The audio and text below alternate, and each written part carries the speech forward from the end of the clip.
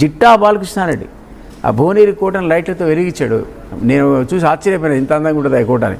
కొన్ని కోట్లు ఖర్చు పెట్టాడు టీఆర్ఎస్ పార్టీకి. ఆయన వెళ్ళిపోతే ఈయన ఎవరు బాధడు. సో అది ఆయన చరిత్రలో ఉంది. అది ఎంత అత్యంత సన్నిహితుడైనా, ఎంత కష్టపడి పనిచేసినా, పార్టీకి నష్టమైంది అనుకున్నా, కష్టమైనా హీ విల్ నెవర్ బాదర్. అది కొడుకైనా అంతే, కూతురైనా అంతే. బట్ కమింగ్ బ్యాక్ టు కవిత గురించి ఇప్పుడు చర్చ జరుగుతుంది కాబట్టి కవిత బీఆర్ఎస్లోనే కంటిన్యూ అవుతున్నారు అనుకోవాలా, అవుతారనుకో? నాకు తెలిసి ఆమె కాదు, నా అనుభవంతో చెప్తున్నా. అంటే నాకు అండర్స్టాండింగ్, మీరు ఎట్లా అనలైజ్ చేస్తున్నా, నేను ఎట్లా అనలైజ్ చేస్తున్నా. మీకంటే ఒక 1% నాకు ఎక్కువ అవగాహన వాళ్ళ గురించి ఉంటే ఉండొచ్చు, కానీ ఇట్స్ ఓన్లీ స్పెక్యులేషన్. నేను అనుకోవడం ఈ సీక్వెన్స్లో ఆయన పట్టించుకోడు కాబట్టి, ఆమె నెలలున్నా పట్టించుకోడు, 2 నెలలున్నా పట్టించుకోడు, కేటీఆర్ను తిట్టినా పట్టించుకోడు, తిట్టకున్నా పట్టించుకోడు. అప్పుడు ఏం చేయాలి ఆమె? So is compel to go out. ఆమె ఖచ్చితంగా ఒక పొలిటికల్ పార్టీ ప్రమోట్ చేస్తున్నటువంటిది మనందరికీ ఉన్నటువంటి ఒక అంచనా మాత్రమే. అవును. సో మీరు అన్నట్టుగా ఇక్కడ కేటీఆర్కి కవితకి మొదటి నుంచి ఆ రిఫ్ట్ ఉంది. బట్ ఎందుకు ఈ మధ్య కాలంలోనే పెరిగిందంటే ఏమైనా యాడ్ ఆన్ అయ్యా? ఎందుకంటే జైలు నుంచి వచ్చిన పక్షంలో కూడా చాలా క్లోజ్ రాపోకి అనిపించింది. చూశాడు. మన ఢిల్లీలో కూడా వీళ్ళు పోవటం, ముందు అరెస్ట్ కంటే ముందు కూర్చోవడం, వీళ్ళందరితో మాడడం చూసాం. కేసీఆర్ అంత ప్రత్యేకంగా అందరూ ఫ్లైట్లు వేసుకుని పోయారు కదా, పోయి కూర్చొని పాపం they tried that best to support her. ఏ కారణం చేత వాళ్ళు ఇద్దరికి చెడిందో నాకు తెలియదు. బట్ ఆ రిఫ్ట్ అనేది మొదటి నుంచి ఉందని చెప్తున్నా మీకు. పొలిటికల్ ఎంట్రీలో ఇద్దరికి పోటీ, తర్వాత రాజకీయంగా వద్దామంటే ఈయన అడ్డమయ్యాడు.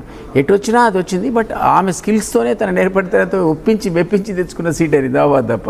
అంటే ఎప్పుడు కూడా దాన్ని వాళ్ళిద్దరిని కన్విన్స్ చేసే ప్రయత్నం జరగలేదా? పార్టీ నుంచి కావచ్చు, లేకపోతే పార్టీ నుంచి ఎవరు చేస్తారు? కేసీఆరే చేయాలా?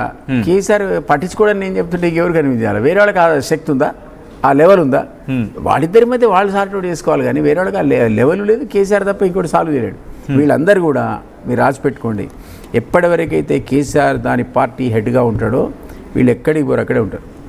ఎక్కడికి పోరు. ఇప్పుడున్న సిచ్యువేషన్లో కవిత ఏమొస్తుందో డెసిషన్ మనకు తెలియదు, కానీ నిజానికి కేటీఆర్ మొన్న బాగా ఎక్స్పోజ్ అయ్యాడు. వరంగల్ సమావేశంలో కేసీఆర్ ఆ సభను తన కుమారుని ప్రొజెక్ట్ చేయడానికి వాడుకున్నాడు. అది ఎక్కడ హరీష్, కవిత, ఇతర నేతల ఫోటోలే లేవు, అక్కడ పట్టించుకునేవాడు లేడు. కాబట్టి వర్చువల్లీ ఆయన ఒక మెసేజ్ ఇచ్చాడు, ఏంటంటే రాబోయే రోజుల్లో నా వారసుడు కేటీఆర్ఏ అని చెప్పేశాడు. ఈయనదే కాదు, ప్రధానమంత్రి మన రాష్ట్రానికి విజిట్లో వచ్చినప్పుడు కేసీఆర్ అనేవాడు నన్ను అడిగాడు, నేను ఆ కొడుకుని ముఖ్యమంత్రి చేద్దామని అనుకుంటే ఏదైనా పరివార సర్కార్ అని అడిగాను, నేను కుటుంబ పార్టీ కాదు కదా అని అన్నాను, కరెక్ట్ కాదని అన్నానని చెప్పాడు. ఎవరు? ప్రైమ్ మినిస్టర్ మోడీ చెప్పాడు అన్నమాట. అప్పటి నుంచి ఈయన మైండ్లో తన సక్సెసర్ కేటీఆర్ అనే ఉంది, కవిత అని లేదు, హరీష్ అని లేదు.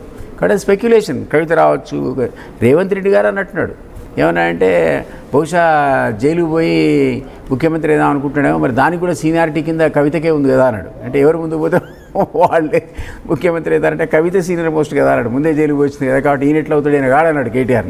సో ఆ రకంగా రకరకాల జోక్స్ అపార్ట్, నేనేమంటున్నానంటే అక్కడ మీకు మొన్న వరంగల్ సభలో కూడా కేటీఆర్నే ఎక్స్పోజ్ చేశారు తప్ప అటు హరీష్ని, కవితని కూడా తొక్కేశారు ఇతర నాయకులతో పాటు. అదొక ఫ్రస్ట్రేషన్ ఉండొచ్చు. బట్ మీరు అంటే ఒక ఇంట్రెస్టింగ్ పాయింట్, అంటే కవిత దగ్గర ఆర్గనైజేషన్ స్కిల్స్ ఉన్నాయి, at the same time orator skills ఉన్నాయి, కేటీఆర్కి సంబంధించి కూడా దాదాపుగా. కానీ ఎందుకు కేటీఆర్కి elevation, at the same time కవితని ఎందుకు, కవిత మనసులో ఎందుకు అంత బలంగా నాటుకుపోయింది నాకు ఎలివేషన్ లేదు అనే అంశానికి సంబంధించి? ఎప్పుడైనా తన లెటర్ గురించి కూడా ప్రస్తావిస్తున్నప్పుడు గతంలో కూడా ఉన్నాయి, చించేసి పక్కన పెడతారు, బట్ ఇది ఎక్స్పోజ్ అయిందంటూ ఏం జరిగింది? ఆ డిఫరెన్సియేషన్ ఏంటి? కేసీఆర్ ఏమని ఆలోచిస్తారు సాధారణంగా? కేసీఆర్ ఇవన్నీ పట్టించుకోండి. మీరు కనుక దేవుడి విగ్రహం ఉంటే పోయి కొబ్బరికాయ కొట్టి నమస్కారం పెట్టి బయటికి రావాలా? నువ్వు ఉన్నావా, అసలు ఉన్నావా లేవని పాట పాడుకుంటే మీరే పాడుకోవాలా, ఆయనే పలకడు మీకు.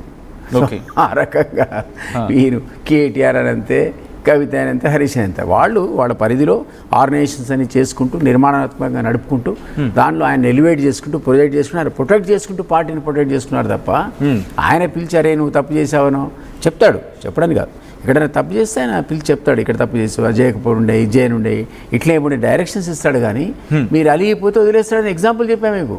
పెద్ద పెద్ద ఫౌండర్ మెంబర్స్ వాళ్ళంతా ఒక్కనాడు పిలవడం కానీ, రికన్సిలియేషన్ కానీ, చర్చలు కానీ, పోతే పోయాడు, నష్టమైతే నష్టమైంది అనుకున్నాడు తప్ప కేరే చేయలేదు. అదే పద్ధతిలో మీకు ఆల నరేంద్ర నెంబర్ 2 పొజిషన్లో ఉన్నాడు, లేపాడు ఠామ్ని సస్పెండ్ చేసి ఎత్తి అవతల పారేశాడు. పిలిచింది లేదు, మళ్ళీ రికన్సిలియేషన్ లేదు.